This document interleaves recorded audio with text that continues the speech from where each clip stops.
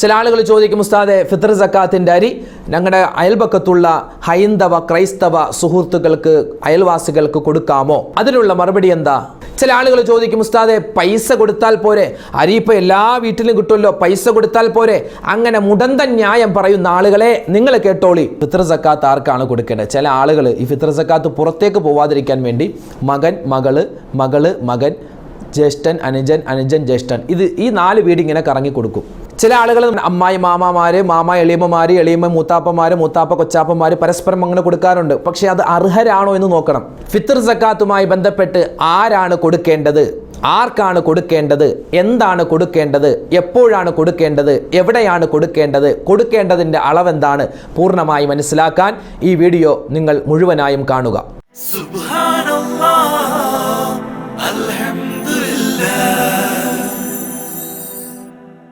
അസ്സലാമു അലൈക്കും വറഹ്മത്തുള്ളാഹി വബറകാതുഹു. ബിസ്മില്ലാ വൽഹംദുലില്ലാ അസ്സലാത്തു വസ്സലാമു അലാ റസൂലില്ലാ വഅലാ ആലിഹി വസ്വഹ്ബിഹി അജ്മഈൻ അമ്മാ ബഅദ്. ഏറ്റവും സ്നേഹബഹുമാനം നിറഞ്ഞ മുഅ്മിനീങ്ങളെ, അല്ലാഹു സുബ്ഹാനഹു വ തആല പരിശുദ്ധമായ റമളാൻ, ഈ റമളാൻ നമുക്കെല്ലാവർക്കും അല്ലാഹു തആല അനുകൂലമായ സാക്ഷിയാക്കുമാറാവട്ടെ. ഇനിയും നമ്മുടെ ജീവിതത്തിൽ ഒരുപാട് റമളാനുകളെ സ്വീകരിക്കുവാനും അതിലൊക്കെ ഒരുപാട് ഇബാദത്ത് ചെയ്യുവാനും റബ്ബ് തആല നമ്മെ അനുഗ്രഹിക്കട്ടെ. ആമീൻ യാ റബ്ബൽ ആലമീൻ. റമളാനുമായി ബന്ധപ്പെട്ട് വളരെ ഗൗരവമുള്ള ഒരു കാര്യമാണ് ഇന്നത്തെ വീഡിയോയിലൂടെ നമ്മൾ പറയുന്നത്. ഫിത്ർ സക്കാത്ത് നമുക്കെല്ലാവർക്കും അറിയാം, നമ്മൾ എല്ലാ വർഷവും കൊടുക്കുന്നതാണ്. ഫിത്ർ സക്കാത്തുമായി ബന്ധപ്പെട്ട് ഒരുപാട് മസ്അലകൾ, ഒരുപാട് കാര്യങ്ങൾ ഒക്കെ പല കിതാബുകളിലും കാണുവാൻ സാധിക്കും. എന്നാൽ കോമണായി നമ്മൾ മനസ്സിലാക്കേണ്ട പ്രധാനപ്പെട്ട കാര്യങ്ങൾ മാത്രമാണ് നമ്മൾ ഈ വീഡിയോയിലൂടെ പരിചയപ്പെടുന്നത്. ആദരവായ റസൂലുള്ളാഹി സ്വല്ലല്ലാഹു അലൈഹി വസല്ലമ തങ്ങളുടെ ഹദീസുകൾ പഠിച്ച പണ്ഡിതന്മാർ നമുക്ക് പറഞ്ഞു തരുകയാണ്, സക്കാത്ത് 2 വിധമാണ്. നൗആൻ, സക്കാത്ത് എന്ന് പറഞ്ഞാൽ 2 വിഭാഗമാണ്. ഒന്ന് സമ്പത്തിൻ്റെ സക്കാത്താണ്, 2 ശരീരത്തിൻ്റെ സക്കാത്താണ്. സക്കാത്തുൽ മാലുണ്ട്, അതുപോലെ സക്കാത്തുൽ ബദനുണ്ട്. ശരീരത്തിൻ്റെ സക്കാത്തുണ്ട്, സമ്പത്തിൻ്റെ സക്കാത്തുണ്ട്. ഇന്ന് നമ്മൾ വളരെയധികം ഗൗരവത്തോടെ കാണേണ്ട സക്കാത്താണ് ഫിത്ർ സക്കാത്ത്. ഫിത്ർ സക്കാത്തുമായി ബന്ധപ്പെട്ട് പറയുമ്പോൾ ആദരവായ റസൂലുള്ളാഹി സ്വല്ലല്ലാഹു അലൈഹി വസല്ലമ തങ്ങൾ മക്കയിൽ നിന്നും മദീനയിലേക്ക് ഹിജ്റ വന്ന് 2ാമത്തെ വർഷത്തിലാണ് ഈ ഫിത്ർ സക്കാത്ത് നിർബന്ധമാക്കപ്പെടുന്നത്.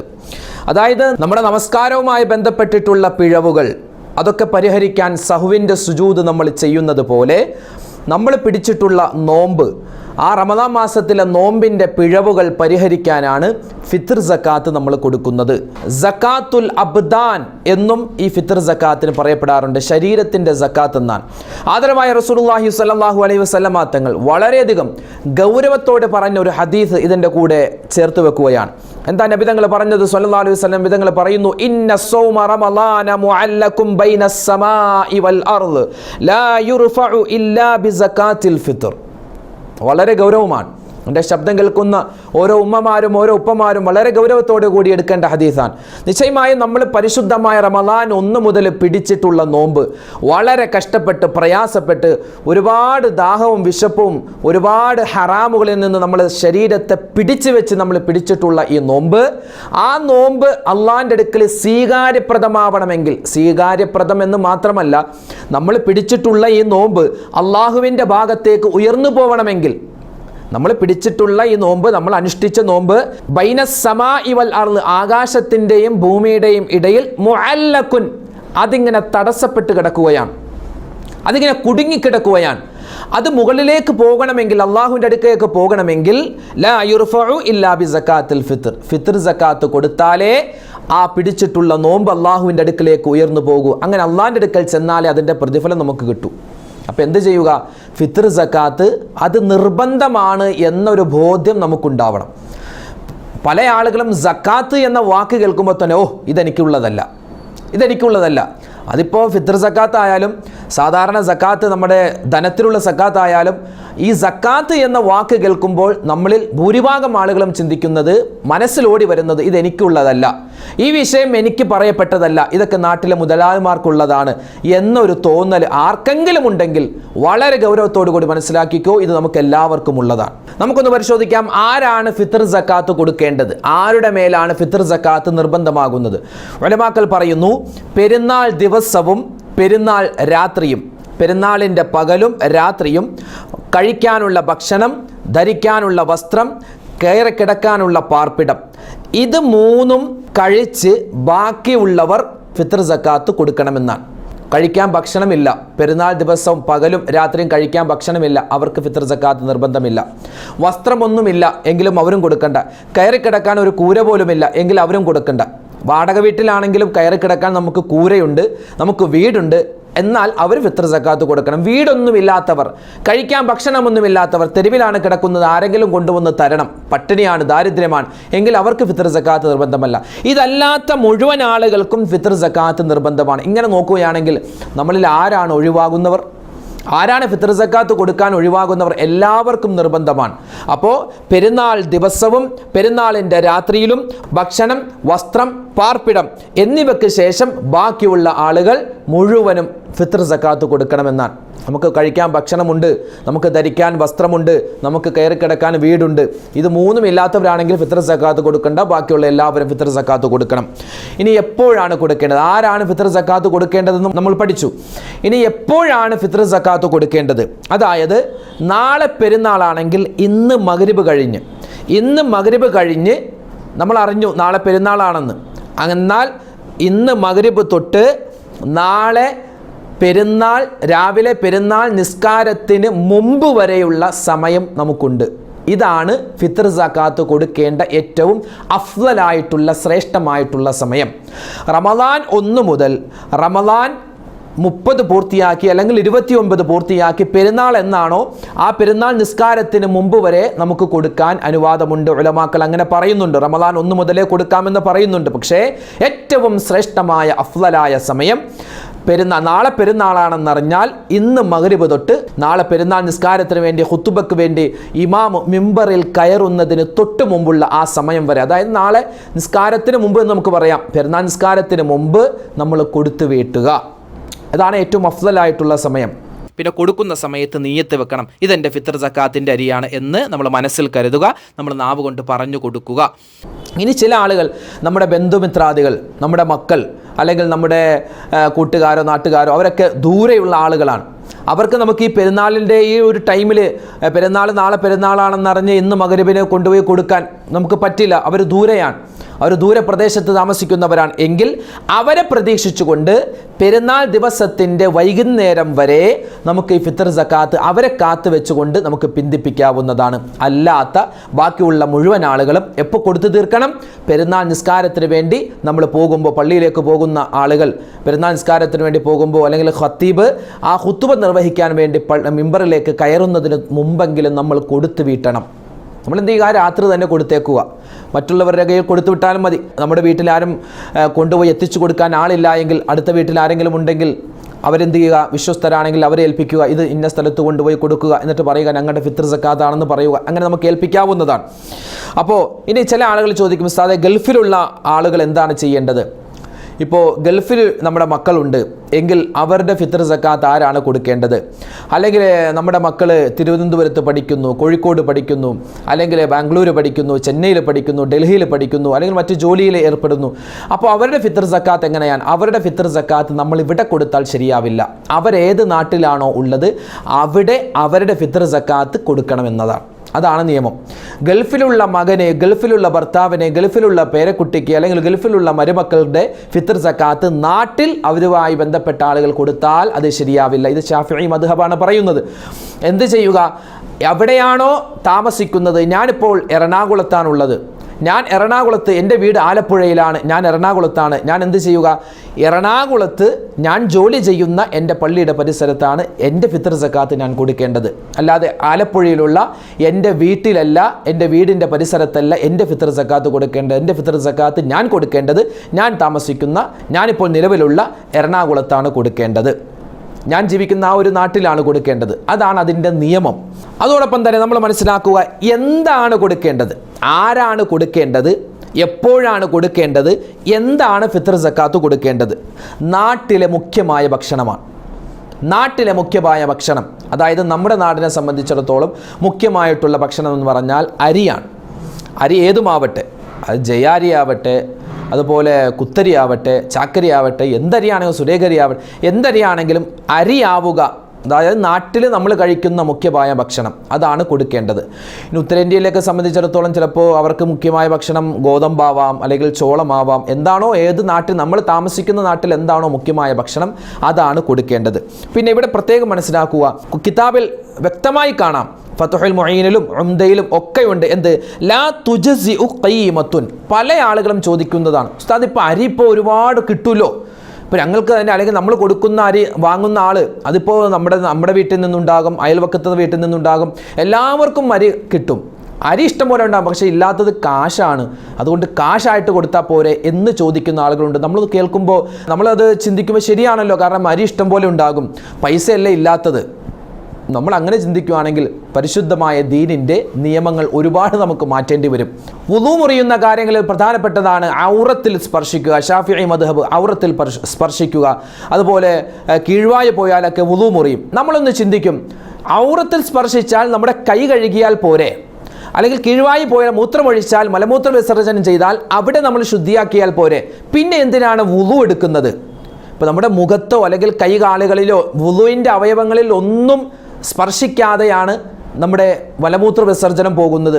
അപ്പോൾ മലമൂത്ര വിസർജനത്തിൻ്റെ സമയത്ത് ആ ഭാഗത്തുകൂടി പോകുന്ന നജസ്സിന് വുളു എന്തു ചെയ്തു, പിന്നെന്തിനാ വുളു എടുക്കുന്നത് എന്ന് നമ്മൾ സ്വാഭാവികമായി ചോദിച്ചേക്കാം.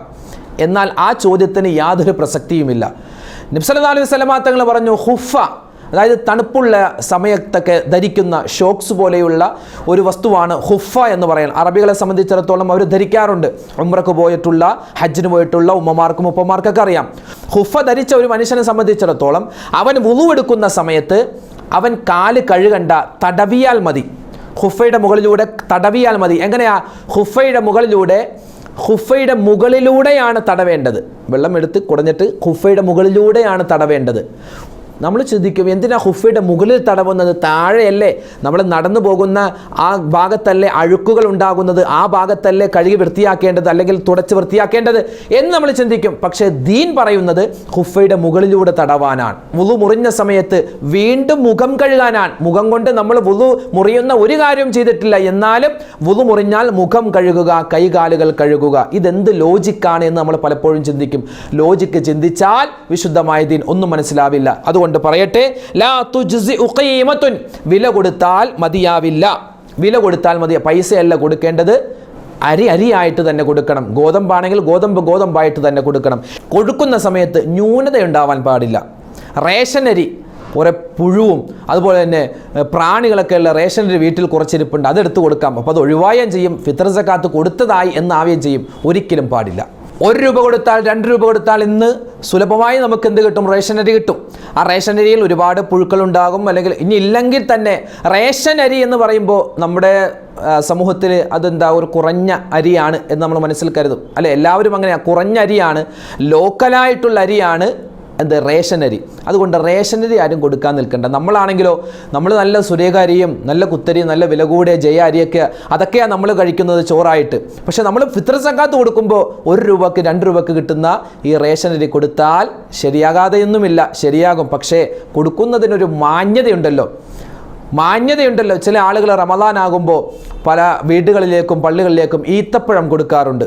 ഈത്തപ്പഴം കൊടുക്കുന്ന സമയത്ത് വെറും ലോക്കലായിട്ടുള്ള ഈത്തപ്പഴം നമ്മൾ കൊടുക്കുമ്പോൾ അതിൻ്റേതായ മാന്യതയിൽ കൊടുക്കണം. എന്നാലേ പടച്ചവൻ നമുക്ക് അതിൻ്റെ മാന്യതയിൽ നമുക്ക് പ്രതിഫലം നൽകും. പടച്ചവൻ തരുന്ന പ്രതിഫലം നൽകാതിരിക്കില്ല, പ്രതിഫലം തരും. പക്ഷേ നമ്മൾ കൊടുക്കുന്ന സാധനത്തിന് എത്രമാത്രം മൂല്യമുണ്ടോ അതിനനുസരിച്ച് മൂല്യമുള്ള പ്രതിഫലമാണ് അള്ളാഹ് നമുക്ക് നൽകുക. അതുകൊണ്ട് എന്ത് ചെയ്യുക? കൊടുക്കുന്ന സമയത്ത് ന്യൂനതയില്ലാതെ. ചില ആളുകൾ നനഞ്ഞതൊക്കെ കൊടുക്കും. വീട്ടിൽ ചായ്പിലിരുന്ന് നനഞ്ഞ അരിയൊക്കെ എടുത്ത് കൊടുക്കാറുണ്ട്. അതൊന്നും പറ്റില്ല. എന്താ കൊടുക്കേണ്ടത്? നല്ല അരി തന്നെ കൊടുക്കുക, വില കൂടിയ അരി തന്നെ കൊടുക്കുക. കാരണം ഇതൊക്കെ നമുക്ക് ആഖിറത്തിലേക്ക് ഉപകാരപ്പെടുന്നതാണെന്ന് ചിന്ത വേണം. നമ്മൾ പിടിച്ച ആ നോമ്പിലുള്ള ന്യൂനതകൾ പരിഹരിക്കാനാണ് നമ്മൾ കൊടുക്കുന്നത്, അല്ലാതെ നമ്മുടെ ഒരു ബാധ്യതയായിട്ടല്ല. ഇത് നമ്മുടെ ആഖിറമാണ് എന്ന് മനസ്സിലാക്കിയിട്ട് നമ്മൾ അത് നല്ല അരി തന്നെ കൊടുക്കാൻ ശ്രമിക്കുക. ഇനി കൊടുക്കേണ്ട അളവ് എത്രയാണ്? മഹാന്മാർ പറയുന്നു കിതാബുകളിൽ, കൊടുക്കേണ്ട അളവ് 1 സ്വാ ആണ്. 1 സ്വാ എന്ന് പറഞ്ഞാൽ 4 മുദ്ദാണ്. 1 മുദ്ദ് എന്ന് പറഞ്ഞാൽ നമ്മുടെ ഇന്നത്തെ കണക്കനുസരിച്ച് ഏകദേശം, ഇവിടെ ഫുള്ള് നമുക്ക് കറക്റ്റായിട്ട് ഇന്ന അരി ഇന്ന കിലോ എന്ന് നമുക്ക് പറയാൻ പറ്റൂല. ഏകദേശ കണക്കേ നമുക്ക് പറയാൻ പറ്റൂ. ഒരു മുദ്ദ് എന്ന് പറഞ്ഞാൽ 600 അല്ലെങ്കിൽ 650 ഗ്രാമാണ്. 1/2 കിലോയും പിന്നെ കുറച്ച് കൂടുതലും. അതാണ് ഏകദേശ കണക്ക്. പിന്നെ ഓരോ അരിക്കനുസരിച്ച് നമുക്ക് അളവിൽ വ്യത്യാസം വരും. ചിലപ്പോൾ ഉണ്ടരി ഉണ്ടാകും, നീളത്തിലുള്ള അരി ഉണ്ടാകും, കനം കുറഞ്ഞ അരി ഉണ്ടാകും, കനം കൂടിയ അരി ഉണ്ടാകും. അപ്പോൾ അതിനനുസരിച്ച് നമുക്ക് അളവിൽ തൂക്കത്തിൽ ചിലപ്പോൾ വ്യത്യാസം വന്നേക്കാം. എന്നാലും ഏകദേശം പറയപ്പെടുന്നത് 2.5 കിലോ, 2,600 ചിലപ്പോൾ വരും. അങ്ങനെ പല പല അളവിൽ വരാറുണ്ട്. അപ്പോൾ ഒരു സൂക്ഷ്മത പാലിച്ചുകൊണ്ട് നമ്മൾ കറക്റ്റ് അളവായിട്ട് തന്നെ അങ്ങനെ കൊടുക്കാൻ നിൽക്കണ്ട. അങ്ങനെ എല്ലാം കറക്റ്റായിട്ട് കൊടുത്താൽ പടച്ചവൻ എന്ത് ചെയ്യും? നമ്മൾ പിടിക്കുന്ന നോമ്പിലൊക്കെ കറക്റ്റായിട്ടായിരിക്കും പ്രതിഫലം നൽകുക. അങ്ങനെ നൽകാൻ നിന്നാൽ നമുക്കൊന്നും ഉണ്ടാവില്ല. അള്ളാഹുവിൻ്റെ ഓശാരമായിട്ട് നമുക്ക് പ്രതിഫലം നൽകണം. ആ ഒരു നെയ്യത്തിൽ നമ്മൾ എന്ത് ചെയ്യുക? കൊടുക്കുമ്പോൾ ഇച്ചിരി കൂടുതൽ മാന്യമായിട്ട് കൊടുക്കുക. 3 കിലോ കൊടുക്കാൻ പറ്റുന്ന ആളുകളുണ്ടാകും, 2,700 ഒക്കെ കൊടുത്തേക്കുക. കാരണം എന്തെങ്കിലും ഒരു ന്യൂനത അതിൽ വന്നു പോയിട്ടുണ്ടെങ്കിൽ, എന്തെങ്കിലും അളവിൽ വ്യത്യാസം വന്നു പോയിട്ടുണ്ടെങ്കിൽ അതങ്ങോട്ട് പരിഹരിക്കപ്പെടട്ടെ. അതുകൊണ്ട് ചെയ്യുക, കുറഞ്ഞു പോവാതെ കൂടുതൽ എത്ര വേണമെങ്കിലും കൊടുക്കാം. അളവ് നമ്മൾ പറഞ്ഞു. ഇനി ആർക്കാണ് കൊടുക്കേണ്ടത്? ഫിത്ർ സക്കാത്ത് ആർക്കാണ് കൊടുക്കേണ്ടത്? ചില ആളുകൾ ഈ ഫിത്ർ സക്കാത്ത് പുറത്തേക്ക് പോവാതിരിക്കാൻ വേണ്ടി മകൻ, മകള്, മകൻ, ജ്യേഷ്ഠൻ, അനുജൻ, ജ്യേഷ്ഠൻ, ഈ 4 വീട് ഇങ്ങനെ കറങ്ങി കൊടുക്കും. അങ്ങനെ കൊടുക്കൽ കൊണ്ട് ഒരുപക്ഷെ ശരിയാകുമായിരിക്കാം.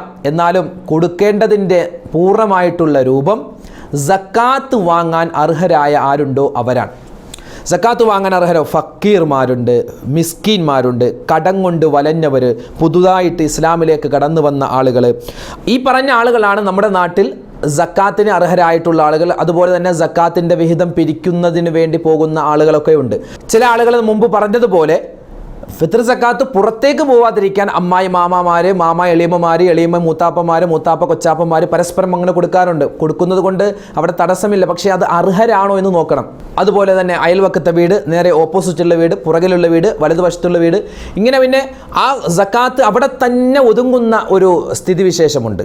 നമ്മൾ എവിടെയാണോ താമസിക്കുന്നത് അവിടെ തന്നെയാണ് ഫിത്ർ സക്കാത്ത് കൊടുക്കേണ്ടത്. പക്ഷേ പലപ്പോഴും നമ്മൾ അങ്ങോട്ടും ഇങ്ങോട്ടും നമ്മൾ കുടുംബബന്ധം ചേർക്കാൻ വേണ്ടി കൊടുക്കുമ്പോൾ അർഹരായ പല ആളുകളെയും നമ്മൾ വിസ്മരിച്ചു പോവുകയാണ്. അവിടെയാണ് പ്രശ്നം. നമ്മൾ കൊടുക്കുമ്പോൾ മാന്യമായിട്ട് കൊടുക്കുക. ആർക്ക് കൊടുക്കുക? അർഹരായ ആളുകൾക്ക് കൊടുക്കുക. ഇത് മകൻ മകൾക്ക്, മകൾ മകനിക്ക്, അതുപോലെ കൊച്ചാപ്പ മൂത്താപ്പ എളീമ, അവർ പരസ്പരം കൊടുക്കുന്നു. അവർ ഒരുപക്ഷെ അതിൽ പല ആളുകളും സക്കാത്ത് വാങ്ങാൻ, ഫിത്ർ സക്കാത്ത് വാങ്ങാൻ അർഹരല്ലാത്ത ആളുകളാണ്. നല്ല ഒരു ഇവിടെ പറഞ്ഞ ഫക്കീറുമല്ല, മിസ്കീനുമല്ല, കടം കൊണ്ട് വലഞ്ഞ ആളുകളുമല്ല, ഒന്നുമല്ല, പുതുതായിട്ട് ഇസ്ലാമിലേക്ക് കടന്നു വന്ന ആളുകൾ ആരുമല്ല. പക്ഷേ ഈ സക്കാത്ത് കൊടുത്തു എന്ന് വരുത്തിക്കാൻ വേണ്ടി പരസ്പരം അങ്ങോട്ട് കൊടുക്കുന്നു. അപ്പോൾ അർഹരായ ആളുകളെ വിസ്മരിച്ചു പോകുന്നു. അതുണ്ടാവാൻ പാടില്ല. നമുക്ക് ആ സ്നേഹമുണ്ടാകുന്നതിനും കുടുംബബന്ധം കൂട്ടി ഇണക്കുന്നതിനുമൊക്കെ നമ്മുടെ അയൽവാസികൾക്കും അതുപോലെ കുടുംബക്കാർക്കും ഒക്കെ കൊടുക്കാം. അങ്ങനെ തന്നെ കൊടുക്കലാണ് ഏറ്റവും അഫ്സൽ. പക്ഷേ അർഹരായ ആളുകളെ നമുക്ക് കണ്ടുപിടിച്ച് വേണം കൊടുക്കാൻ. അത് പ്രത്യേകം ശ്രദ്ധിക്കുക. അപ്പോൾ ഈ ഫക്കീർ എന്ന് പറഞ്ഞാൽ ആരാണ്? എൻ്റെ ഉമ്മമാർക്കും ഉപ്പമാർക്കും പെട്ടെന്ന് മനസ്സിലാകാൻ ഞാൻ പറഞ്ഞു തരാം. ഫക്കീർ എന്ന് പറഞ്ഞാൽ ആരാണ്? അയാൾക്ക് ഒരു ദിവസം 100 രൂപ ആവശ്യമുണ്ട്. അയാളുടെ കയ്യിൽ 50 രൂപയേ ഉള്ളൂ. 50 രൂപ കൂടി വേണം. ഇതാണ് ആര്? ഫക്കീർ എന്ന് പറഞ്ഞാൽ. മിസ്കീൻ എന്ന് പറഞ്ഞാൽ ആരാണ്? ഒരാൾക്ക് 100 രൂപ ആവശ്യമുണ്ട്, പക്ഷേ അയാളുടെ കയ്യിൽ 90 രൂപയുണ്ട്, 10 രൂപയുടെ കൂടെ ആവശ്യമുണ്ട്. ഇതാണ് ആര്? മിസ്കീൻ. അപ്പോൾ ഫക്കീർ, മിസ്കീന്, അതുപോലെ കടം കൊണ്ട് വലഞ്ഞ ആളുകൾ, 10 ലക്ഷം കടം, 100 ലക്ഷം കടം, അല്ലെങ്കിൽ 50,000 കടം, എത്രയാണോ കടം. കടം എന്ന് പറഞ്ഞാൽ ഒരു 10 രൂപ കടമാണെങ്കിൽ തന്നെ അത് കടമാണ്. അപ്പം അങ്ങനെ വെച്ച് നോക്കുകയാണെങ്കിൽ നമുക്ക് പരസ്പരം കൊടുക്കാം. പക്ഷേ അർഹരായ ഒരുപാട് പേര് 10 ലക്ഷവും 10,000-ഉം 50,000 ഒക്കെ കടമുള്ള ഒരുപാട് പേരുണ്ടാകും. അപ്പോൾ അവരെ കണ്ടുപിടിച്ചിട്ട് നമ്മൾ കൊടുക്കുക. അതുപോലെ തന്നെ ഇസ്ലാമിലേക്ക്, പരിശുദ്ധമായ ഇസ്ലാമിലേക്ക് കടന്നു വന്ന ആളുകൾ, പുതുതായിട്ട് വന്ന ഇസ്ലാമിലേക്ക് കടന്നു വന്ന ആളുകൾ ഒരുപാട് നമ്മുടെ ചുറ്റുഭാഗത്തും ഉണ്ടാകും. അപ്പോൾ അവർക്കും എത്തിച്ചു കൊടുക്കുക. ഇനിയോ, നമ്മുടെ നാട്ടിൽ അർഹരായ ആരുമില്ല, എല്ലാവരും പണക്കാരാണ്, എല്ലാവരും സക്കാത്ത് കൊടുക്കാൻ അർഹരാണ്, വാങ്ങാൻ അർഹരല്ല. എങ്കിൽ മാത്രമേ എന്ത് ചെയ്യാൻ പറ്റൂ?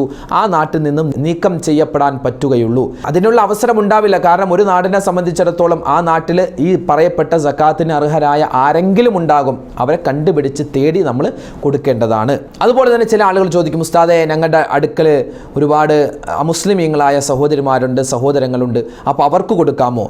അവർക്ക് ഫിത്ർ സക്കാത്ത് നമുക്ക് കൊടുക്കാൻ പാടില്ല. ഫിത്ർ സക്കാത്തായിട്ട് കൊടുക്കാൻ പാടില്ല. കാരണം അതൊരു ഇബാദത്താണ്. മറിച്ചോ അവർക്കൊരു ഹദിയയായിട്ട്, ഒരു സമ്മാനം എന്ന നിലക്ക് വേണമെങ്കിൽ കൊടുക്കാം. പക്ഷെ സമ്മാനമായിട്ട് നമ്മൾ അവർക്ക് കൊടുത്താൽ തന്നെ അത് നമ്മുടെ ഫിത്ർ സക്കാത്തായിട്ട് വീടുകയൊന്നുമില്ല. ഫിത്ർ സക്കാത്ത് വാങ്ങാൻ അർഹൻ ഏറ്റവും പ്രധാനപ്പെട്ടത് അവൻ മുസ്ലിം ആവണമെന്ന ഷർത്താണ്. ഇത് നമ്മുടെ ആരാധനയുമായി ഇബാദത്തുമായി ബന്ധപ്പെട്ട കാര്യമായതുകൊണ്ട് മുസ്ലിമീങ്ങൾക്ക് കൊടുത്താലാണ് ഫിത്ർ സക്കാത്തായിട്ട് വീടുകയുള്ളൂ. നമ്മുടെ അയൽപക്കത്തുള്ള ഹൈന്ദവ ക്രൈസ്തവ സഹോദരന്മാർക്ക് കൊടുക്കാം. പക്ഷെ അവർക്ക് കൊടുക്കുമ്പോൾ എന്ത് ചെയ്യുക? അതൊരു ഹദിയയായിട്ട്, ഒരു സമ്മാനമാണ്, ഒരു സ്വതക്കയാണ് എന്ന നിയ്യത്തിലേ നമുക്ക് കൊടുക്കാൻ പറ്റൂ. അപ്പോൾ ആ സ്വതക്കയുടെ പ്രതിഫലം അല്ലാഹു തആല നമുക്ക് നൽകുന്നതാണ്. അതുപോലെ തന്നെ മറ്റൊരു കാര്യം, അതായത് ഫിത്ർ സക്കാത്ത് ഒരു വീട്ടിൽ 4 അംഗങ്ങളുണ്ടെങ്കിൽ 4 പേർക്കും കൂടി 2.5 കിലോ വെച്ചോ അല്ലെങ്കിൽ 600 വെച്ചോ ഏകദേശം 11 കിലോ വരുമെന്ന് വെക്കുക. അപ്പോൾ ഈ 11 കിലോ അരി നമ്മൾ എന്ത് ചെയ്യുക? അത് 11 കിലോ ഒരേ വീട്ടിലേക്ക് കൊടുക്കാതെ, ഒരു വീട്ടിലേക്ക് തന്നെ കൊടുക്കാതെ, ആ 4 പേരുടെ അരിയും 4 വീട്ടിലേക്ക് കൊടുത്താൽ അത്രമാത്രം ആ ഫിത്ർ സക്കാത്ത് വ്യാപിക്കും. അതാണ് ഏറ്റവും ഖൈർ. ഇനിയോ ആ ഒരു വീട്ടിൽ തന്നെ ഉള്ള ആളുകൾ ഏറ്റവും അർഹരാണെങ്കിൽ ആ 11 കിലോയും ആ വീട്ടുകാർക്ക് തന്നെ കൊടുക്കാം. അതിനേക്കാൾ നല്ലത് ആ 4 പേരുടെയും അരി 4 വീടുകളിലേക്ക് കൊടുക്കലാണ്. അത് പ്രത്യേകം ഒന്ന് ശ്രദ്ധിച്ചാൽ നല്ലതായിരിക്കും. അപ്പോൾ ഒരുപാട് പേര് ഫിത്ർ സക്കാത്തുമായി ബന്ധപ്പെട്ട് പലവിധ സംശയങ്ങൾ ചോദിച്ചിട്ടുണ്ട്. അതിലൊന്നാമതായി ഒരു സഹോദരൻ ചോദിച്ചത്, നോമ്പ് പിടിക്കാത്ത ചെറിയ മക്കളുണ്ട് വീട്ടിൽ, 6 വയസ്സ് 7 വയസ്സൊക്കെ ഉള്ള മക്കളുണ്ട്, അവർക്ക് കൊടുക്കണോ? അതായത് ഫിത്ർ സക്കാത്ത് നിർബന്ധമാകുന്നത് ആർക്കാണെന്ന് വെച്ചാൽ പെരുന്നാൾ ദിവസത്തിൻ്റെ രാവിലെ, ഇന്ന് പെരുന്നാളാണെങ്കിൽ ഇന്ന് മഗ്രിബിന് ശേഷം, മഗ്രിബിനാണല്ലോ നമ്മൾ പെരുന്നാളാണോ അല്ലയോ എന്ന് അറിയുന്നത്, ആ മഗ്രിബ് കഴിഞ്ഞ് ഒരു കുട്ടി ജനിച്ചു എങ്കിൽ ആ കുട്ടിക്ക് ഫിത്ർ സക്കാത്ത് കൊടുക്കണ്ട. എന്നാൽ ആ 30 നോമ്പ് 30ാമത്തെ നോമ്പിൻ്റെ അസറിന് ശേഷം ഒരു കുട്ടി ജനിച്ചു, 30ാമത്തെ നോമ്പിൻ്റെ അസറിന് ശേഷം ഒരു കുട്ടി ജനിച്ചു, അല്ലെങ്കിൽ ഒരു കുട്ടി ജനിച്ചത് എപ്പോഴാണ്? പെരുന്നാൾ ആണെന്നറിഞ്ഞു, 30ാമത്തെ നോമ്പ് കഴിഞ്ഞ് ആ മഗ്രിബ് ബാങ്ക് വിളിച്ച് തൊട്ട് ഉടനെ തന്നെ ഒരു കുട്ടി ജനിച്ചു എങ്കിൽ ഇവർക്ക് 2 പേർക്കും ഫിത്ർ സക്കാത്ത് നിർബന്ധമാണ്. ഒന്നുകൂടെ പറയാം, പ്രത്യേകം ശ്രദ്ധിക്കുക. നോമ്പ് 30ാമത്തെ നോമ്പിൻ്റെ അസറിന് ശേഷം ഒരു കുട്ടി ജനിച്ചു എങ്കിൽ ആ കുട്ടിക്ക് ഫിത്ർ സക്കാത്ത് വേണം, നിർബന്ധമാണ്, ആ കുട്ടിക്കും കൊടുക്കണം. അത് മാതാപിതാക്കളാണ് കൊടുക്കേണ്ടത്. അല്ലെങ്കിൽ എന്നാൽ മഗ്രിബ് ബാങ്ക് വിളിച്ച് ഒരു ഇശായിനോടൊക്കെ അടുത്ത സമയത്താണ് ഒരു കുട്ടി ജനിച്ചതെങ്കിൽ പിന്നെ ആ കുട്ടിക്ക് കൊടുക്കണ്ട. മഗ്രിബ് ബാങ്കിന് തൊട്ട് മുമ്പോ തൊട്ട് ശേഷമോ ജനിച്ച കുട്ടിക്ക് എന്ത് ചെയ്യണം? ഫിത്ർ സക്കാത്ത് കൊടുക്കണം. പിന്നെ അതുപോലെ തന്നെ പെരുന്നാൾ ദിവസത്തിൽ മരിച്ച ആൾക്കും ഫിത്ർ സക്കാത്ത് കൊടുക്കണം. കാരണം ഇങ്ങനെ കൊടുക്കണമെന്ന് പറയുന്നത്, റമളാൻ കിട്ടിയ ഒരാൾ, അതായത് റമളാൻ 30ാമത്തെ നോമ്പിന് അസറിന് ശേഷമാണ് ഒരു കുട്ടി ജനിച്ചതെങ്കിലും അവനിക്ക് എന്ത് കിട്ടി? റമളാൻ കിട്ടി. അതുപോലെ തന്നെ പെരുന്നാളിൻ്റെ ദിവസം മരിച്ച ഒരാളെ സംബന്ധിച്ചിടത്തോളം അവനിക്കും എന്ത് കിട്ടി? റമളാനിൻ്റെ നോമ്പ് അവൻ്റെ ജീവിതത്തിൽ കടന്നു പോയിട്ടുണ്ട്, അല്ലെങ്കിൽ റമളാനിൽ അവൻ ജീവിച്ചിട്ടുണ്ട്. ആ ഒരു കാരണത്താൽ ഇവനിക്ക് ഫിത്ർ സക്കാത്ത് കൊടുക്കൽ നിർബന്ധമാണ്. അർഹനാണെങ്കിൽ ഇവൻ ഫിത്ർ സക്കാത്ത് കൊടുക്കൽ നിർബന്ധമാണ്. അത് പ്രത്യേകം ശ്രദ്ധിക്കുക. അങ്ങനെയാണെങ്കിൽ 6 വയസ്സ് 5 വയസ്സൊക്കെ ഉള്ള നമ്മുടെ വീട്ടിലെ മക്കൾ, അവർക്ക് ഏതായാലും റമളാനിലൂടെയല്ലേ കടന്നു പോകുന്നത്, അതുകൊണ്ട് അവരുടെയും ഫിത്ർ സക്കാത്ത് കൊടുക്കണം. ഫിത്ർ സക്കാത്ത് കൊടുക്കേണ്ടത് അവരുടെ ചിലവ് ആരാണോ നോക്കുന്നത്, മാതാപിതാക്കൾ, അവരാണ് ഈ കുട്ടികളുടെ ഫിത്ർ സക്കാത്ത് കൊടുക്കേണ്ടത്. മറ്റൊരു ചോദ്യം, നീയത്ത് എങ്ങനെ എപ്പോൾ പറയണം? അതായത് നീയത്ത് സാധാരണ ഫിത്ർ സക്കാത്ത് കൊടുക്കുമ്പോൾ നമ്മൾ എപ്പോഴാണ് നീയത്ത് കരുതേണ്ടത്? ഫിത്ർ സക്കാത്തിൻ്റെ അരി നമ്മളിങ്ങനെ അളന്നെടുക്കുന്ന സമയം. നമ്മൾ കടയിൽ പോയി വാങ്ങുകയാണെങ്കിൽ അയാളിങ്ങനെ അളക്കുമല്ലോ, ആ കടക്കാരനിങ്ങനെ അളക്കുന്ന സമയത്ത് നമ്മൾ മനസ്സിൽ കരുതുക, ഇതെൻ്റെ ഫിത്ർ സക്കാത്താണ്. അല്ലെങ്കിൽ എന്ത് ചെയ്യുക? ആ ഫിത്ർ സക്കാത്ത് അർഹനായ ആൾക്ക് കൊടുക്കുന്ന സമയത്ത് മനസ്സിൽ കരുതുക, അള്ളാഹുവേ ഇതെൻ്റെ ഫിത്ർ സക്കാത്താണ്, അല്ലെങ്കിൽ ഇതെൻ്റെ ഭാര്യയുടെ ഫിത്ർ സക്കാത്താണ്, ഇതെൻ്റെ ഉമ്മയുടെ ഫിത്ർ സക്കാത്താണ്. അങ്ങനെ കരുതി കൊടുക്കുക. അപ്പോഴാണ് നിയ്യത്ത് ചെയ്യേണ്ടത്. നാവ് കൊണ്ട് പറയലും നല്ലതാണ്, മനസ്സിൽ ഏതായാലും നമ്മുടെ നിയ്യത്ത് ഉണ്ടാവണം. പിന്നെ മറ്റൊരു സഹോദരൻ ചോദിച്ചത്, എൻ്റെ പിതാവിന് ജോലി ചെയ്യാൻ കഴിയുമെങ്കിലും ജോലിക്ക് പോവില്ല, നിർധരനായ അദ്ദേഹത്തിൻ്റെ ഫിത്ർ സക്കാത്ത് ഞാൻ കൊടുക്കണോ? അദ്ദേഹത്തിൻ്റെ ചോദ്യത്തിൽ നിന്ന് മനസ്സിലായത് ഈ പിതാവിൻ്റെ ചിലവും വഹിക്കുന്നത് ഇദ്ദേഹമാണ് എന്നാണ് മനസ്സിലായത്. അങ്ങനെയാണെങ്കിൽ ഈ പിതാവിൻ്റെ മരുന്നാവട്ടെ ഭക്ഷണമാവട്ടെ അതിൻ്റെയൊക്കെ ചിലവ് കൊടുക്കുന്നത് ഈ മകനാണ്. ഈ മകനാണെങ്കിൽ ഈ മകനാണ് എന്ത് ചെയ്യേണ്ടത്? ഈ പിതാവിൻ്റെയും ഫിത്ർ സക്കാത്ത് കൊടുക്കേണ്ടത്. പെരുന്നാൾ ദിവസത്തെ ചിലവിന് വകയില്ലാത്ത അദ്ദേഹത്തിൻ്റെ പിതാവ്, ആ പിതാവിൻ്റെ അന്നത്തെ ചിലവിൻ്റെ ബാധ്യത ആ മകൻ്റെ മേലാണ്. അതുകൊണ്ട് ഫിത്ർ സക്കാത്ത് മകൻ്റെ മേലാണ്, ആ വാപ്പയുടെ ഫിത്ർ സക്കാത്ത് കൊടുക്കൽ നിർബന്ധം. അത് ശ്രദ്ധിക്കുക. പിന്നെ ചോദിച്ചത് ഫിത്ർ സക്കാത്തായിട്ട് അരിപ്പൊടി കൊടുത്താൽ മതിയോ? കാരണം നമ്മുടെയൊക്കെ നാട്ടിൽ മുഖ്യമായ ഭക്ഷണമാണ് പത്തിരിയും ചപ്പാത്തിയൊക്കെ. അതുകൊണ്ട് ഈ പത്തിരിയും ചപ്പാത്തിയൊക്കെ ഉണ്ടാക്കുന്നത് അരിപ്പൊടിയിൽ നിന്നല്ല. അപ്പോൾ അതുകൊണ്ട് അരിപ്പൊടി കൊടുത്താൽ മതിയോ എന്ന് ചോദിച്ചു. ഇവിടെ അരിപ്പൊടി കൊടുത്താൽ ഫിത്ർ സക്കാത്ത് ആവുകയില്ല. അരി തന്നെയാണ് കൊടുക്കേണ്ടത്. ധാന്യം എന്നാണ് കിതാബിൽ കാണുന്നത്. ധാന്യം തന്നെയാണ് കൊടുക്കേണ്ടത്. അത് ഏതരി ആയിക്കൊള്ളട്ടെ, അരി ഏതായിക്കൊള്ളട്ടെ, കുഴപ്പമില്ല. അരി എന്ന ഗണം, ധാന്യം എന്ന ഗണത്തിലാണ് ഇവിടെ നോക്കുക. അതുകൊണ്ട് അരിപ്പൊടി കൊടുത്താൽ ശരിയാവില്ല. പിന്നെ ഒരു സഹോദരൻ ചോദിച്ചു, എൻ്റെ ഭാര്യ പ്രസവത്തിനായിട്ട് അവളുടെ വീട്ടിലാണ്. അപ്പോൾ അവളുടെ ഫിത്ർ സക്കാത്ത് അവൾ അവിടെയാണോ കൊടുക്കേണ്ടത്, അല്ലെങ്കിൽ ഞാൻ എൻ്റെ വീടിൻ്റെ പരിസരത്ത് കൊടുക്കണോ? അവളുടെ ഫിത്ർ സക്കാത്ത് ഞാൻ കൊടുക്കണോ, അതോ അവൾ അവളുടെ വീട്ടിലാണോ കൊടുക്കേണ്ടത് എന്ന് ചോദിച്ചു. അതായത് പെരുന്നാൾ രാവിൽ ഒരാൾ എവിടെയാണോ അവിടെയാണ് അയാൾ ഫിത്ർ സക്കാത്ത് കൊടുക്കേണ്ടത്. പെരുന്നാൾ രാവിൽ നിങ്ങളുടെ ഭാര്യ എവിടെയാണോ അവളുടെ വീട്ടിലാണെങ്കിൽ അവളുടെ വീടിൻ്റെ പരിസരത്ത്, നിങ്ങളുടെ വീട്ടിലാണെങ്കിൽ നിങ്ങളുടെ വീടിൻ്റെ പരിസരത്താണ് കൊടുക്കേണ്ടത്. പിന്നെ സുപ്രധാനമായ മറ്റൊരു ചോദ്യം, ഫിത്ർ സക്കാത്തുമായി ബന്ധപ്പെട്ട് എല്ലാവർക്കും ഇപ്പോൾ സംശയമുള്ളൊരു ചോദ്യമാണ്. പരിധി വെക്കാതെ നമുക്ക് ഫിത്ർ സക്കാത്ത് കൊടുക്കാമോ? പരിധി വെക്കാതെ ഫിത്ർ സക്കാത്ത് കൊടുക്കാം. എത്രയാണെന്ന് വെച്ചാൽ അത്ര. ഇനി ഒരാൾക്ക് 5 കിലോ കൊടുക്കണമെന്ന് വിചാരിക്കുക, എങ്കിൽ 5 കിലോ കൊടുക്കാം. 10 കിലോ ആണെങ്കിൽ 10 കിലോ കൊടുക്കാം. ഒരു ചാക്കരി ഞാൻ ഫിത്ർ സക്കാത്തായിട്ട് കൊടുക്കുന്നു, ഒരു ചാക്കരി കൊടുക്കാം, ഒരു കുഴപ്പമില്ല. പിന്നെ മറ്റൊരു സഹോദരൻ ചോദിച്ചത്, എൻ്റെ കുടിയിറക്കൽ എന്ന് പറഞ്ഞാൽ ഞങ്ങളുടെയൊക്കെ നാട്ടിൽ പെരകേറ് താമസം എന്നാണ് പറയാറ്, പൊറുതിയാകൽ എന്നൊക്കെ പറയും. അതിനൊരു ചാക്ക് അരി കിട്ടി, അതിൽ നിന്നും ഫിത്ർ സക്കാത്ത് കൊടുക്കാമോ എന്നാണ് ചോദ്യം. കുടിയിറക്കലാവട്ടെ, ഇനി ആരെങ്കിലും സ്വതക്ക നൽകിയതാവട്ടെ, എന്താണെങ്കിലും കുറച്ച് അരി നമ്മുടെ കയ്യിൽ കിട്ടിയിട്ടുണ്ട്. അങ്ങനെ നമ്മുടെ കയ്യിലേക്ക് വന്നാൽ പിന്നെ അത് നമ്മുടെ അരിയായി. അതുകൊണ്ട് ആ അരിയിൽ നിന്നും അങ്ങനെ കിട്ടിയ സ്വതക്കയായിട്ടോ അല്ലെങ്കിൽ സമ്മാനമായിട്ടോ ഹദിയായിട്ടോ എങ്ങനെ കിട്ടിയ അരിയിൽ നിന്നും നമുക്ക് ഫിത്ർ സക്കാത്ത് കൊടുക്കാം, ഒരു കുഴപ്പവും ഇല്ല.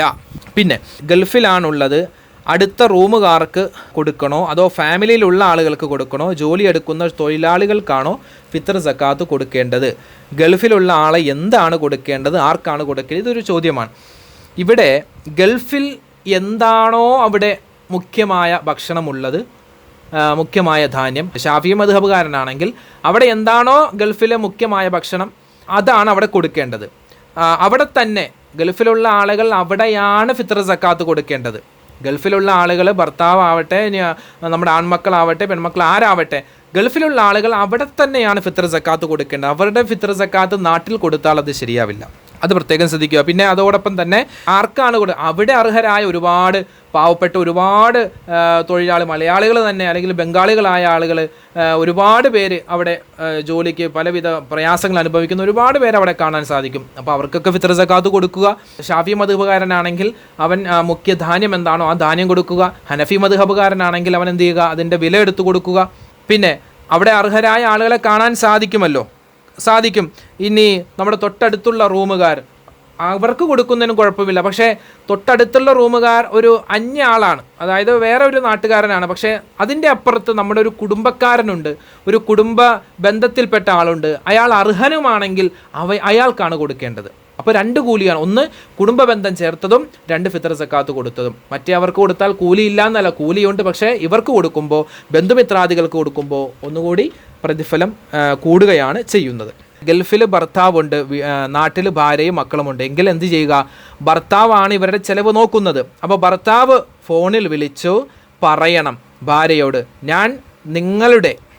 ഞാൻ നിങ്ങളുടെ ഫിത്ർ സക്കാത്ത് കൊടുക്കാൻ നിങ്ങളെ വക്കാലത്താക്കിയിരിക്കുന്നു എന്ന് ഭർത്താവ് വിളിച്ച് പറയണം. കാരണം ഈ ഭാര്യയുടെയും മക്കളുടെയും ചെലവ് നോക്കുന്നത് ഭർത്താവാണ്, അവൻ ഗൾഫിലാണ്. അവൻ ഫോണിൽ വിളിച്ച് പറയണം, എന്ത്, നിങ്ങളുടെ സക്കാത്ത്, നിങ്ങളുടെ ഫിത്ർ സക്കാത്ത് നിങ്ങൾ നാട്ടിൽ തന്നെ കൊടുത്തോ, ഞാൻ നിങ്ങളെ ഏൽപ്പിച്ചിരിക്കുന്നു, അതുകൊണ്ട് നിങ്ങൾ നാട്ടിൽ തന്നെ കൊടുത്തോ എന്ന് ഭർത്താവ് വിളിച്ച് പറയണം. കാരണം അവനാണ് ചെലവിന് കൊടുക്കുന്നത്. അവൻ ഇങ്ങനെ വിളിച്ച് പറയാത്ത കാലത്തോളം ഇവർക്ക് ഫിത്ർ സക്കാത്ത് നിർബന്ധമാവില്ല എന്നാണ് മസ്അലയാണ്, അത് മനസ്സിലാക്കുക. അപ്പോൾ ഏകദേശം നിങ്ങളുടെ സംശയത്തിനൊക്കെ മറുപടി ആയി എന്ന് വിചാരിക്കുകയാണ്. അപ്പോൾ ഫിത്ർ സക്കാത്തുമായി ബന്ധപ്പെട്ട് നമ്മൾ മനസ്സിലാക്കേണ്ട ബേസിക്കായ പ്രധാനപ്പെട്ട കാര്യങ്ങളാണ് നമ്മളിവിടെ ചർച്ച ചെയ്തത്. പല ആളുകളും ഫിത്ർ സക്കാത്ത് എന്ന് കേൾക്കുമ്പോൾ ഒരു പക്ഷേ ചാടി വീഴും, കാരണം അരി കൊടുത്താൽ മതിയല്ലോ. പക്ഷേ സക്കാത്ത്, സമ്പത്തിൻ്റെ സക്കാത്ത് അത് കേൾക്കുമ്പോൾ അങ്ങനെ ഏതെങ്കിലും ഒരു വീഡിയോ കണ്ടാൽ അത് പ്ലേ ചെയ്യുകയില്ല. അതുപോലെ അതുമായി ബന്ധപ്പെട്ട് ഏതെങ്കിലും ഒരു ഉസ്താദ് സംസാരിച്ചാൽ ആ സദസ്സിൽ പോലും ഇരിക്കില്ല. ഇനി ഇരുന്നാൽ തന്നെ അതൊന്നും മൈൻഡ് ചെയ്യില്ല. ഇതൊന്നും എനിക്കുള്ളതല്ല, ഇതൊക്കെ എൻ്റെ നാട്ടിലുള്ള ഏതോ വലിയ മുതലാളിക്കുള്ളതാണ് എന്ന ചിന്തയിലിരിക്കുന്നുണ്ട്. ഞാൻ പറയട്ടെ, ഒരു വർഷം 595 ഗ്രാം വെള്ളിയുടെ പണം, ഏകദേശം ഇന്നത്തെ കണക്കൊരു 42,000 രൂപ ഒരു മനുഷ്യൻ്റെ കയ്യിൽ ഒരു വർഷമായിട്ട് ഡെപ്പോസിറ്റായി ഉണ്ട്, അവൻ്റെ അക്കൗണ്ടിലുണ്ട്, അവൻ്റെ കയ്യിലുണ്ട്, അവൻ ലോക്കറിൽ വെച്ചിരിക്കുന്നു. എന്നാൽ ആ 42,000 രൂപയുടെ 2.5% ഒരു വർഷം പൂർത്തിയായാൽ അവൻ സക്കാത്ത് കൊടുക്കണം. 42,000 രൂപ ഒരു വർഷം നമ്മുടെ കയ്യിൽ ഇല്ലാത്ത ആളുകൾ വളരെ കുറവായിരിക്കും, ഇല്ലാത്ത ആളുകൾ ഒരുപാടുണ്ട്. പക്ഷേ ഭൂരിഭാഗം ആളുടെ കയ്യിലും ഈ 42,000 രൂപയൊക്കെ ഒരു വർഷമായിട്ട് നമ്മുടെ കൈകളിൽ തന്നെ ഉണ്ടാകും. അപ്പോൾ അങ്ങനെയുള്ള ആളുകൾ അതിൻ്റെ സക്കാത്ത് കൊടുക്കേണ്ടതാണ്. അത് പ്രത്യേകം ശ്രദ്ധിക്കേണ്ടതാണ്, വളരെ ഗൗരവമുള്ളതാണ്. പരിശുദ്ധമായ ഖുർആൻ എടുത്ത് പരിശോധിച്ചാൽ അഖീമുസ്സലാ വആത്തുസ്സക്കാ എന്ന് നിസ്കാരത്തിൻ്റെ കൂടെ ചേർത്ത് പറഞ്ഞത് നോമ്പിനെയല്ല, ഹജ്ജിനെയല്ല, ഖുർആനോദാനല്ല, സക്കാത്തിൻ്റെ കാര്യമാണ്. സക്കാത്ത് നിസ്കാരത്തിന് എത്രമാത്രം പ്രാധാന്യമുണ്ടോ അതുപോലെ തന്നെ പ്രാധാന്യമാണ് എന്ത്? സക്കാത്ത്. സക്കാത്ത് കൊടുക്കാത്തവൻ്റെ നിസ്കാരം അല്ലാഹുക്ക് വേണ്ട, അവൻ്റെ നോമ്പും പടച്ചവൻ സ്വീകരിക്കില്ല, അവൻ്റെ ഒരു അവനും സ്വീകരിക്കില്ല. കാരണം അവൻ ഹറാമായ പൈസ കൊണ്ടാണ് അവൻ ഭക്ഷണം കഴിക്കുന്നത്, ആ കഴിക്കുന്ന ഹറാമായ ഭക്ഷണം കൊണ്ടാണ് അവൻ നിസ്കരിക്കുന്നത്. എങ്ങനെ അവൻ്റെ മറ്റ് ഇബാദത്തുകൾ ശരിയാകും? അതുകൊണ്ട് എൻ്റെ ഉമ്മമാർ പ്രത്യേകം ശ്രദ്ധിക്കുക, നിങ്ങളുടെ ആഭരണത്തിൽ സക്കാത്തുണ്ട്. 10.5 പവനിൽ കൂടുതൽ, ഏകദേശം കണക്കാണ് 10.5 പവൻ നമ്മൾ വെക്കാം. കൂടുതൽ നിങ്ങൾ ഉപയോഗിക്കാതെ നിങ്ങളുടെ അലമാരിയിലോ ലോക്കറിലോ ഒക്കെയായിട്ട് നിങ്ങൾ സൂക്ഷിച്ചു വെച്ചിട്ടുള്ള ആ സ്വർണത്തിലും സക്കാത്തുണ്ട്. 2.5% അത് സ്വർണമായിട്ട് തന്നെ കൊടുക്കണമെന്നാണ് ഷാഫിഈ മദ്ഹബ്.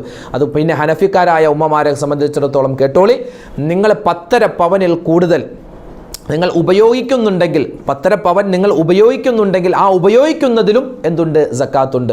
ഷാഫിഈ മദ്ഹബുകാരായ ഉമ്മമാരെ സംബന്ധിച്ചിടത്തോളം ഉപയോഗിക്കുന്ന സ്വർണത്തിൽ അത് 10.5 പവനിൽ കൂടുതലുണ്ടാവട്ടെ കുറവാവട്ടെ ഉപയോഗിക്കുന്നതിൽ സക്കാത്തില്ല. ഉപയോഗിക്കാതെ നമ്മൾ സൂക്ഷിച്ചു വെച്ചിട്ടുള്ള, കാരണം ഇപ്പോൾ നമ്മുടെ മക്കളെയൊക്കെ കെട്ടിച്ചു വിടുമ്പോൾ 100 പവനും 50 പവനൊക്കെയാണ് കെട്ടിച്ചു കൊടുത്തു വിടുന്നത്. ആ സമയത്ത് അവരെ ധരിക്കുമ്പോൾ 1, 2 അല്ലെങ്കിൽ 3, 4 വളയിടും. അതൊക്കെ എല്ലാം കൂടെ കൂട്ടിയാൽ ഒരു 9 പവൻ അല്ലെങ്കിൽ 10 പവൻ കൂട്ടിക്കോ, അല്ലെങ്കിൽ ഒരു 15 പവൻ. ബാക്കി എവിടെയാ?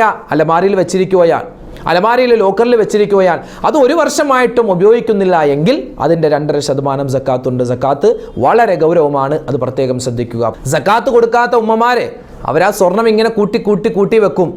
എന്താ അവസാനം എന്താ സംഭവിക്കും? ആഖിറത്തിലേക്ക് ഖബറിലേക്ക് പോകുമ്പോൾ ഒന്നും കൊണ്ടുപോവില്ല. നമ്മൾ കൃത്യമായി സക്കാത്ത് കൊടുത്താൽ അപ്പോൾ ചോദിക്കും, ഉസ്താദ് സക്കാത്ത് കൊടുക്കുമ്പോൾ അത്രയും സ്വർണം കുറയുമല്ലേ? നമ്മുടെ നോട്ടത്തിൽ കുറയുമെങ്കിലും അത് നമ്മുടെ സ്വർണത്തിൻ്റെ വളർച്ചയ്ക്ക്, അഥവാ അള്ളാഹു നമുക്ക് ബറക്കത്ത് നൽകാനുള്ള ഒരു കാരണമാണ്. നമ്മുടെ സമ്പത്തിൽ അള്ളാഹു ബറക്കത്ത് വെച്ചിട്ടുണ്ടെന്ന് നമുക്ക് തന്നെ മനസ്സിലാക്കാം. അതായത് കൃത്യമായി സക്കാത്ത് കൊടുക്കുന്നവനാണോ എങ്കിൽ അവൻ്റെ ആ സക്കാത്തിൽ ഉമ്മമാരെ സംബന്ധിച്ചിടത്തോളം അവരുടെ സ്വർണത്തിൽ അള്ളാഹു ബറക്കത്ത് ചെയ്യും, അത് വർദ്ധിപ്പിച്ച് തരുമെന്ന ഒരു ബോധ്യം, ആ ഒരു ഈമാൻ നമുക്കെല്ലാവർക്കും ആദ്യം തന്നെ ഉണ്ടാവണം. ഞാൻ കൊടുക്കുന്ന ഈ സക്കാത്ത് എൻ്റെ സമ്പത്തിൽ നിന്നും കുറഞ്ഞു പോവല്ലോ, ശോടാ ഇത് കൊടുത്തു കഴിഞ്ഞാൽ ശരിയാവില്ലല്ലോ എന്ന് ചിന്തിച്ചാൽ പിന്നെ അത് കുറഞ്ഞു തന്നെ ഇരിക്കും. എന്നാൽ ഇത് കൊടുക്കും തോറും എനിക്ക് അള്ളാഹു വർദ്ധിപ്പിച്ച് തരും എന്ന നല്ല ഈമാനോടെ വിശ്വാസത്തോടെ കൊടുത്താലാണ് അള്ളാഹു താല നമ്മുടെ സമ്പത്തിൽ സക്കാത്ത് കൊണ്ട് ബറക്കത്ത് നൽകുക. അത് നമ്മൾ മനസ്സിലാക്കി വെക്കുക. അതുപോലെ നമ്മുടെ നാട്ടിൽ പാവപ്പെട്ട ഒരുപാട് യത്തീം കുട്ടികളുടെ കല്യാണം ഉണ്ടാകും.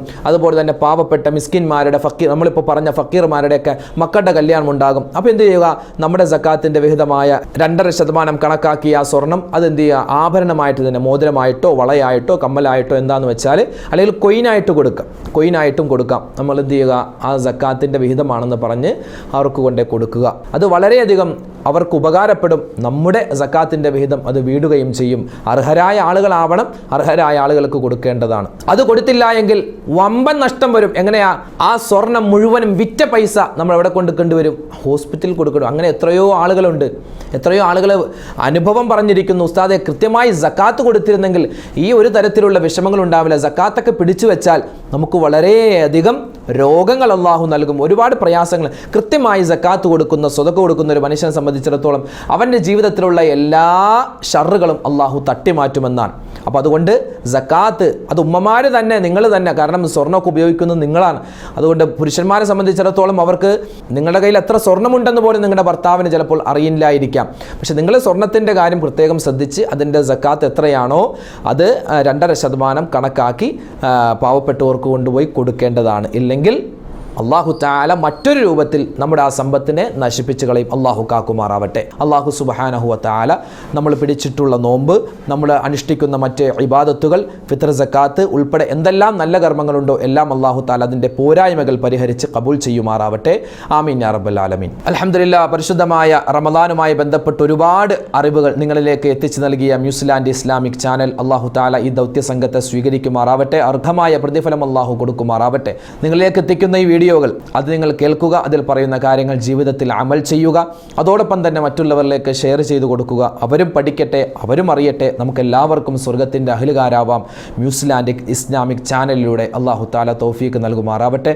ഒരുപാട് പേര് നമ്മളോട് ദുആ വസിയത്ത് നടത്തിയിട്ടുണ്ട്. ഒരുപാട് ആവശ്യങ്ങൾ പറഞ്ഞ്, പ്രത്യേകിച്ച് ഉമ്മമാർ, ഉപ്പമാർ, സഹോദരന്മാർ, അവരൊക്കെ ഹലാലായ മുറാദുകൾ ഹാസിലാവാൻ, പ്രയാസങ്ങൾ മാറാൻ, കടങ്ങൾ മാറാൻ, ഭർത്താവിൻ്റെ ദുസ്വഭാവം മാറാൻ, ഭാര്യയുടെ ദുസ്വഭാവം മാറാൻ, മക്കളുടെ വക്രത സ്വഭാവം മാറാൻ, പറഞ്ഞാൽ അനുസരിക്കാൻ ഒക്കെയായിട്ട് ഒരുപാട് പേര്. നമ്മുടെ വീഡിയോക്ക് താഴെ ഒരു സഹോദരി കമൻ്റ് ഇട്ടിരുന്നു, അവർക്ക് വായയിൽ ക്യാൻസറാണ്, വെള്ളം കുടിക്കാൻ പറ്റില്ല, ഒരുപാട് ബുദ്ധിമുട്ടിലാണ്. അള്ളാഹു തആല പരിപൂർണമായ ശിഫാ പ്രദാനം ചെയ്യട്ടെ. അങ്ങനെ ഒരുപാട് പേര് കമൻ്റായി എഴുതാത്ത ഒരുപാട് പേര് നമ്മുടെ വീഡിയോ കാണുന്നുണ്ട്. പ്രയാസങ്ങളുള്ളവർ, പ്രശ്നങ്ങളുള്ളവർ. അള്ളാഹു സുബ്ഹാനഹു വ തആല അവരുടെയും നമ്മുടെയും എല്ലാ വിഷമങ്ങളും പ്രയാസങ്ങളും ഈ പരിശുദ്ധമായ റമദാനിൻ്റെ ഹക്ക് ബറക്കത്ത് കൊണ്ട് അള്ളാഹു തആല മാറ്റിത്തന്ന് സുഖവും സന്തോഷവും ദീർഘായുസ്സും നമുക്കെല്ലാവർക്കും അള്ളാഹു നസ്വീബാക്കുമാറാവട്ടെ. അള്ളാഹു തആല ഈ പരിശുദ്ധമായ റമദാൻ അനുകൂലമായ സാക്ഷിയാക്കി തന്ന് അനുഗ്രഹിക്കട്ടെ. ആമീൻ യാ റബ്ബൽ ആലമീൻ. ഈ വീഡിയോയുടെ എൻഡ് സ്ക്രീനായി പരിചയപ്പെടുത്തുന്ന അടുത്ത വീഡിയോ, നിസ്കാരത്തിൽ നമ്മൾ ശ്രദ്ധിക്കാതെ പോകുന്ന, അറിഞ്ഞും അറിയാതെയും ചെയ്തു പോകുന്ന 15 കറാഹത്തുകളുണ്ട്. എന്താണ് കറാഹത്ത്? ആ കറാഹത്തുകൾ ഏതൊക്കെയാണ്? ഏതൊക്കെ ചെയ്താൽ നിസ്കാരം ബാത്തിലാകുമോ? തുടങ്ങി നിസ്കാരത്തിൽ ചെയ്തു പോകുന്ന കറാഹത്തുകളുമായി ബന്ധപ്പെട്ട് ഒരു വീഡിയോ മുമ്പ് നമ്മൾ ചെയ്തിരുന്നു. ആ വീഡിയോ കാണാൻ ഈ കാണുന്ന യൂട്യൂബ് ലിങ്കിൽ നിങ്ങൾ ക്ലിക്ക് ചെയ്യുക. നിസ്കാരത്തിൽ സംഭവിച്ചു പോകുന്ന, അറിഞ്ഞും അറിയാതെയൊക്കെ ചെയ്യുന്ന 15 കറാഹത്തുകൾ അതെങ്ങനെ ഒഴിവാക്കാം, ആ കറാഹത്തുകൾ ഏതൊക്കെയാണ് എന്ന് നമുക്ക് വിശദമായി ആ വീഡിയോയിലൂടെ കേൾക്കാം. അത് കേൾക്കുക, മറ്റുള്ളവരിലേക്ക് എത്തിച്ചു കൊടുക്കുക.